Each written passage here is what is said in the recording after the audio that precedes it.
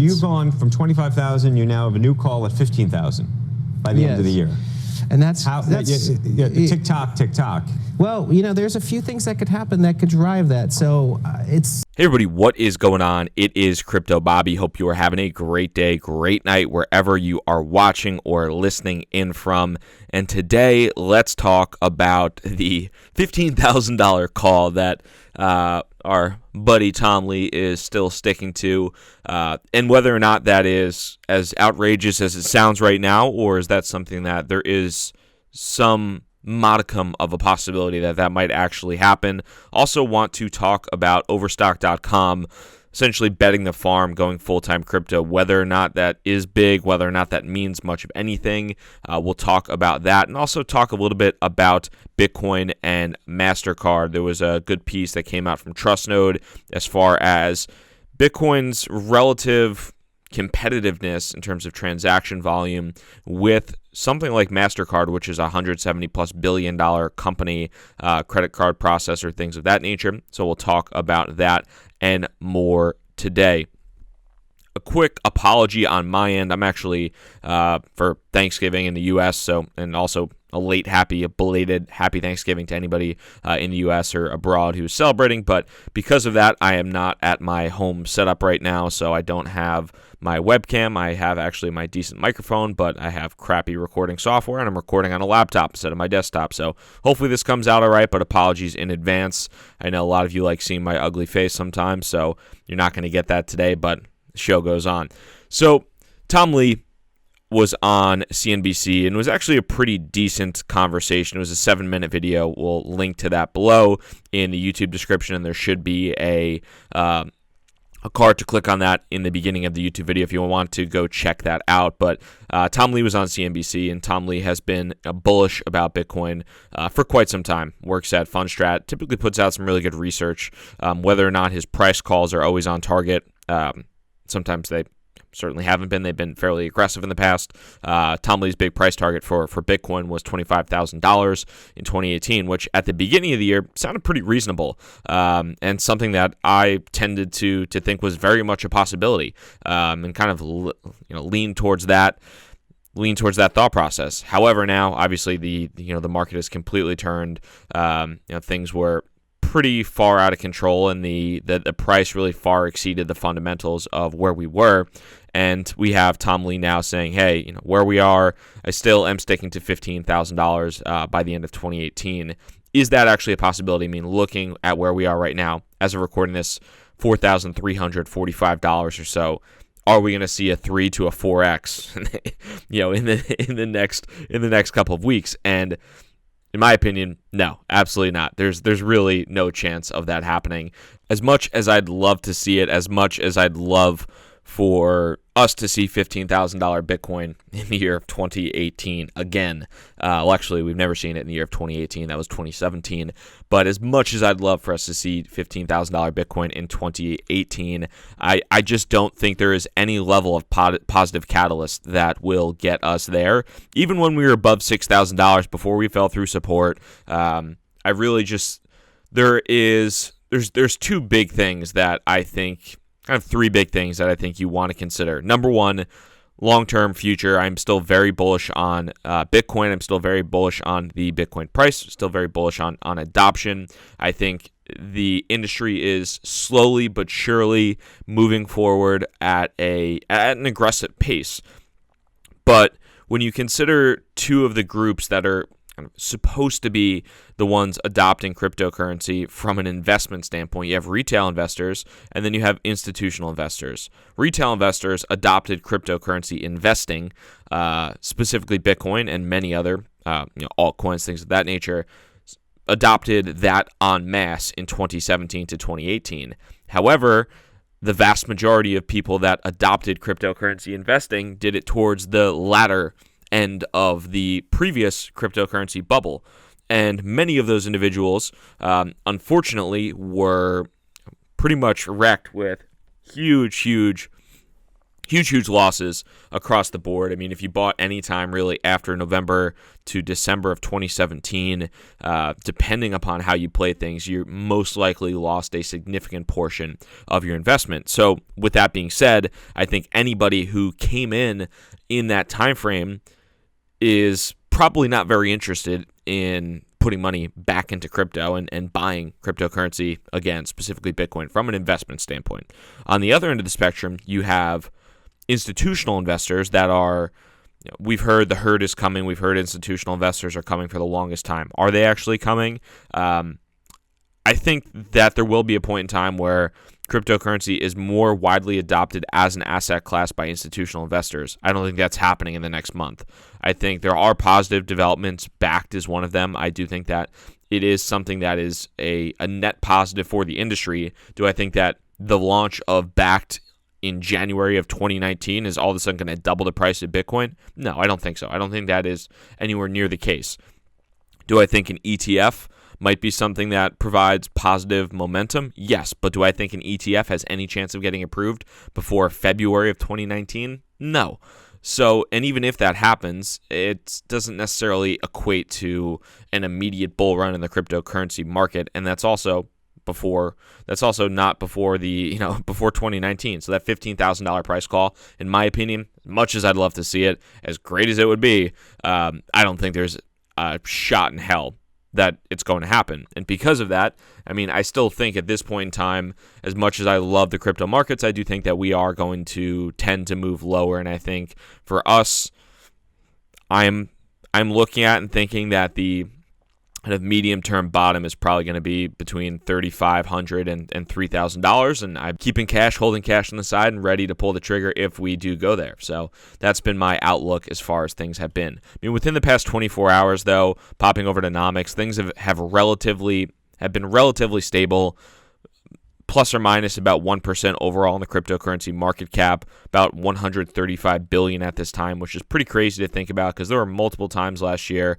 where I believe both Ethereum and Ripple were over $100 billion market caps, and now the entire market cap is at $135 billion, including Bitcoin, which still has about 55% dominance. But not all that much happening right now, just generally speaking, in the market as a whole. Some people are saying, hey, this means that's the bottom. I think that's an absolutely ridiculous statement. I don't think we've found the bottom yet, and I do still think that there is a good degree of potential sell-offs to be had in the market, especially if we see the greater equities market continue to make a downward movement. I think there's been a lot of talk in the past that cryptocurrency is an alternative asset that will maybe provide some level of relief and an alternative to equities and to these other assets in the stock market, and there'd be an inverse correlation essentially. If the equities market goes down, then you're going to see the price of Bitcoin go up. I tend to strongly disagree with that statement.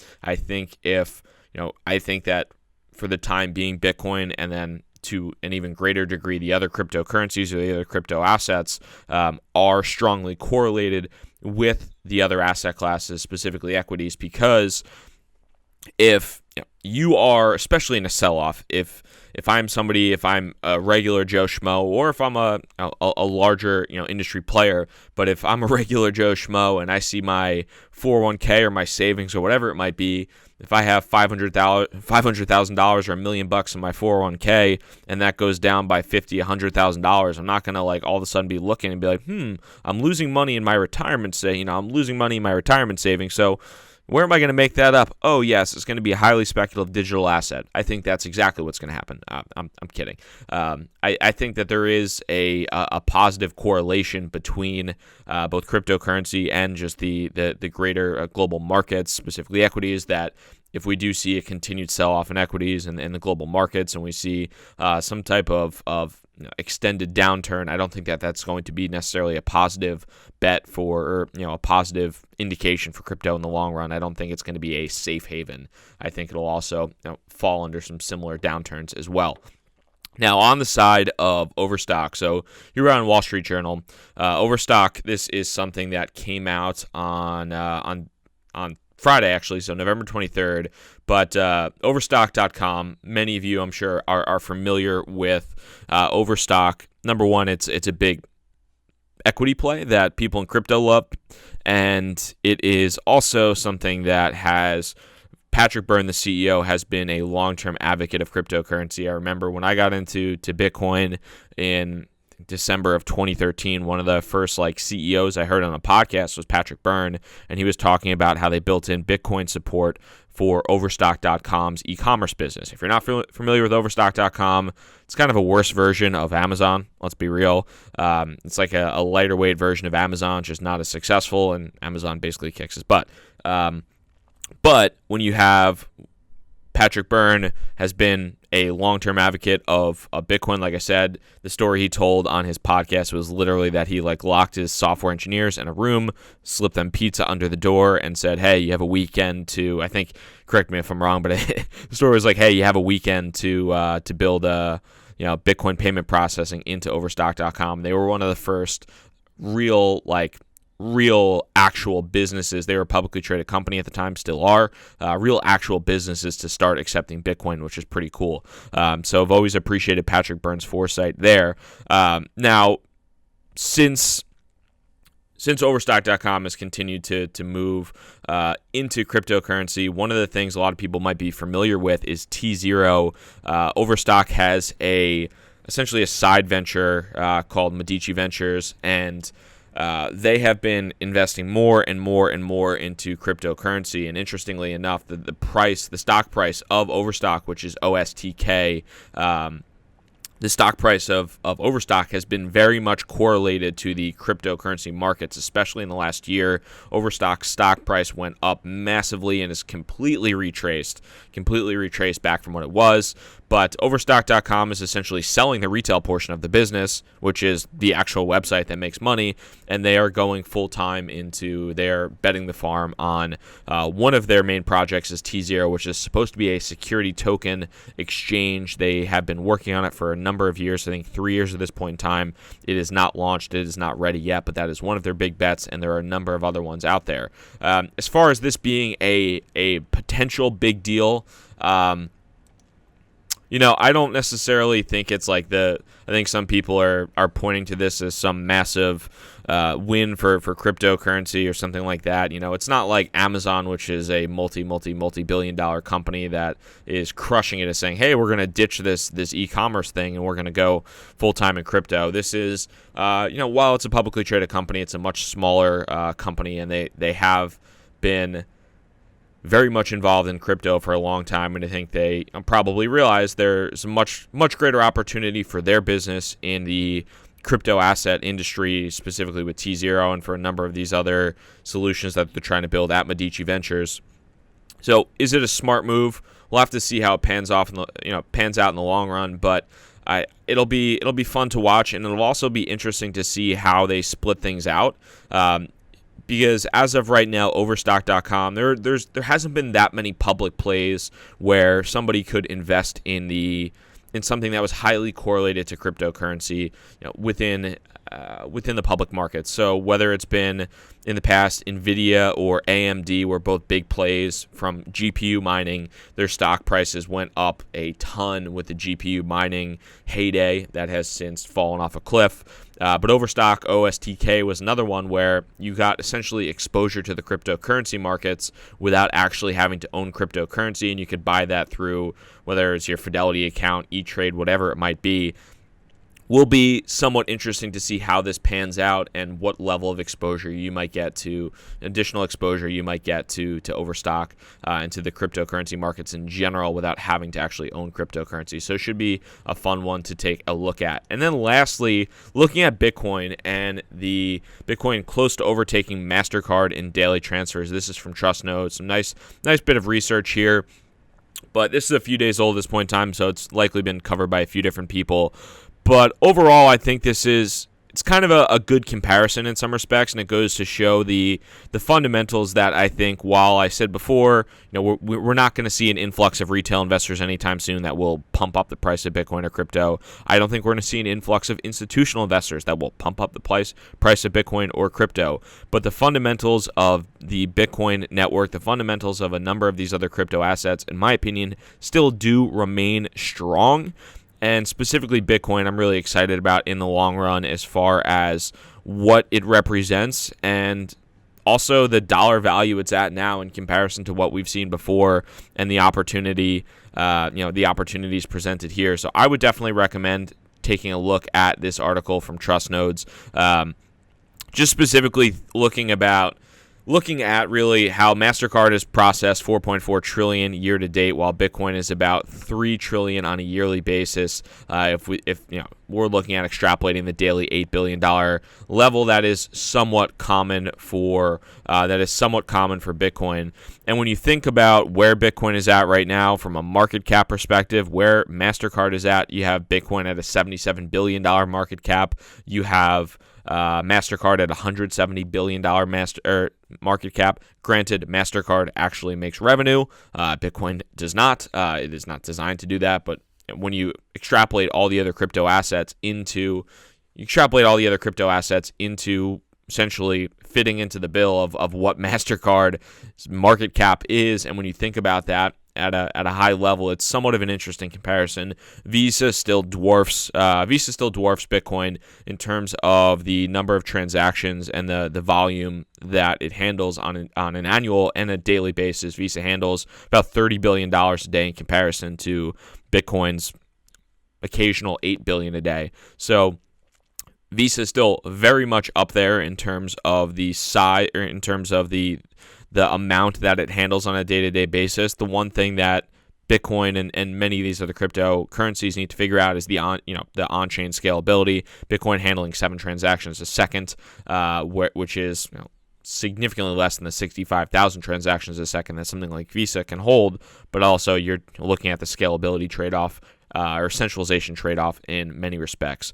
So what am I thinking about at this point in time? I'm really just waiting to see how the market is shaking out.